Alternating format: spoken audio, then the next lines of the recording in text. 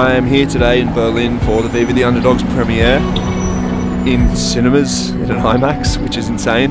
Been spending the day doing press with people, talking about the movie, seeing what they think of it, and tonight I get to watch myself on the big screen, which I never really thought I'd do. Like, it's a pretty strange thing, isn't it?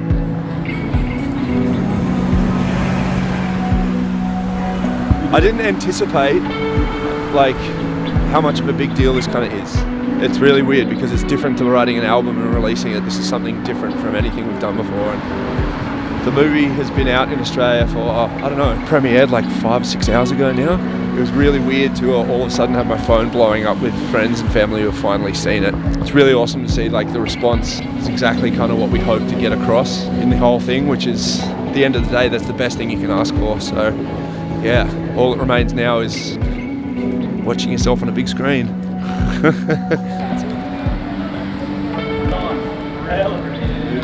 There it is. Woohoo! Alright, so here we are. Here we are in Berlin for the world premiere of Viva The Underdogs. It's an exciting time. We've been dealing with this band and Winston and Jeff and everyone just for about 12 months now, so it's exciting to finally get this thing on the big screen and share it with the world. So yeah, let's see what the crowd think. But yeah, Ollie, he's been working with us for like 6 months on all the little bits and pieces. Yeah. All the bits where I tried to get Jeff to give us some sick new guitar and he just kept failing. Of course. I just got Ollie to replace him. So sweet. Yeah, it was interesting project. Yeah, it was very interesting. Yeah. It was very cool though. Big, massive projects that I've never been the back door now. Red carpet, here it is.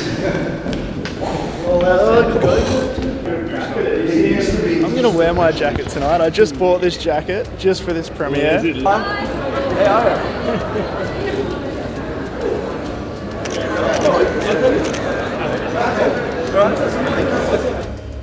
Carpet was red.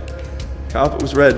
You could tell that Alan's never had a photo taken of him. He's very, very used to being behind the lens rather than in front of the lens. Everyone is generally used to going.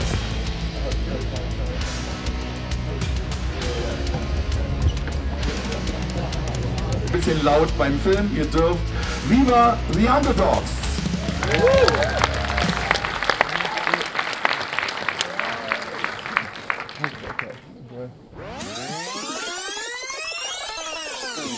So give them a warm welcome, Mr. Winston McCall.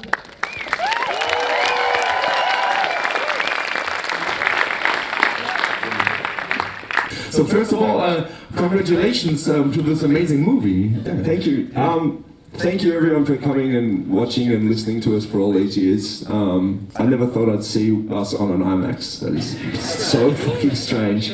We all see the film the first time together. For me, I never saw the final cut because I watched it 300 times before the last one. I've seen it around 5,000 to 6,000 times, but I still get goosebumps at the end of Wacken during Bottom Feeder every fucking time. I get goosebumps when Jeff picks up the dog shit.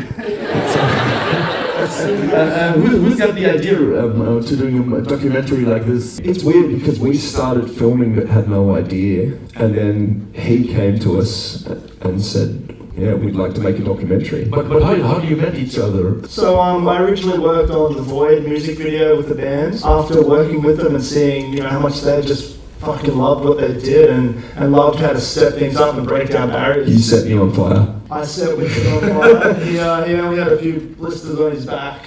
I sort of came to them 6 months, a year later and said, hey, would you guys be interested in making a doco?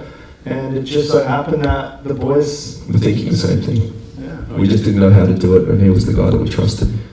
What inspired us to make like the first two, or this one and Homies for the Heartless?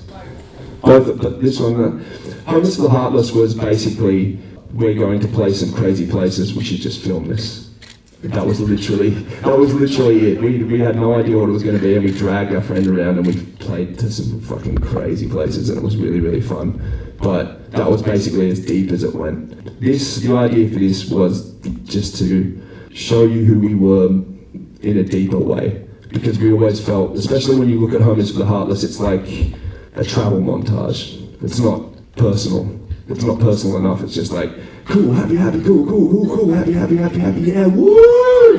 Which is real, but at the same point in time, obviously, we thought it was important to show the work and the people behind the work and the stakes and what it's like to be in a band that does this and why we love doing what we do. That was kind of it, to be honest. And we were also interested in what someone from the outside saw. When Alan came to us and said, I want to film you because I see something, and he was from the outside, we were like, okay, well, show us what you think. We haven't really seen behind the scenes of Parkway Drive in a lot of years. The show's got bigger, the music's huge, the crowds are bigger, but that story behind the scenes hasn't been told for a very long time, and I think now's a better time than ever to actually share that and dig it up.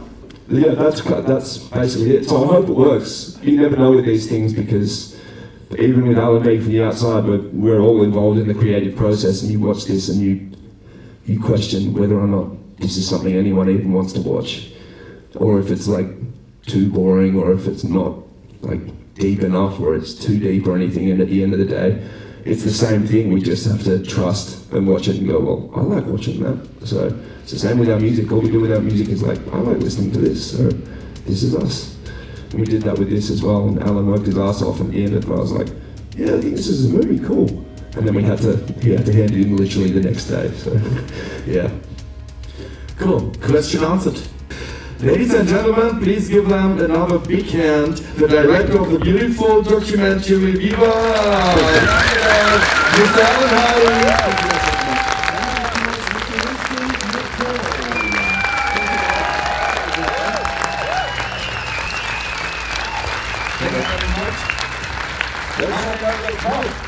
My name is Machine. I'll be there for you if you want me to.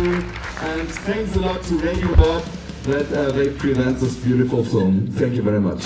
Show done. Good screening. Yeah. Good times. Glad it's wrapped up. Glad the people have seen it, and we'll send it around the world.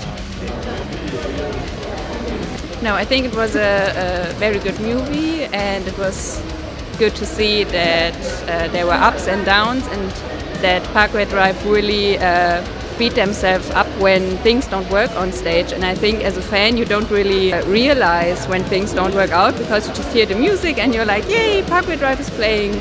But then seeing that behind the scenes they are really very critical about their work, that was very interesting to see. Very authentic and not artificial, and they didn't change in front of the camera, and cool to see such an inspiration. Yeah, so much passion in it and so much fire. It's so crazy. the shower scenes.